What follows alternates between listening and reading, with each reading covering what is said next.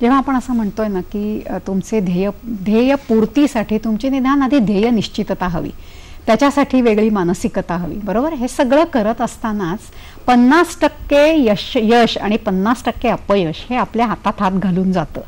यशाकडे आपण बघतो पण त्याच वेळेला अपयशाकडे बघण्याची आपली बिलकुल तयारी नसते आणि ह्या अपयशाला घाबरूनच कुठेतरी आपण लघु उद्योजक ह्या एका शब्दाशी येऊन अडकतो. तुमचा अनुभव नेमका ह्या बाबतीत काय सांगतो? 50% यश म्हणजे तुम्ही बऱ्यापैकी ऑप्टिमिस्टिक म्हणताय.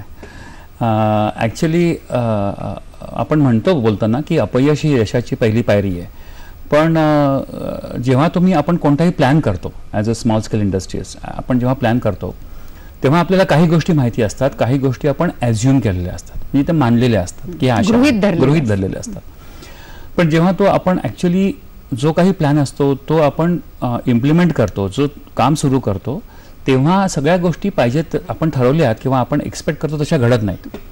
आणि तेव्हा हे दिसून येतं की त्याचा जो वेगळेपण असतं परफॉर्मन्सचं, ते आपल्याला खरं शिकवण्याकरता असतं की वास्तविकता वेगळी आहे. आणि आपण जितके चांगले लर्नर असतो, आपण जितके शिकायला तयार असतो, त्या तऱ्हेने आपण एका लहान मुलासारखं पटकन बघून की मार्केट आपल्याला काय सांगतंय, काय बदल करायला पाहिजे, आणि ते चटचट बदल करायला पाहिजेत.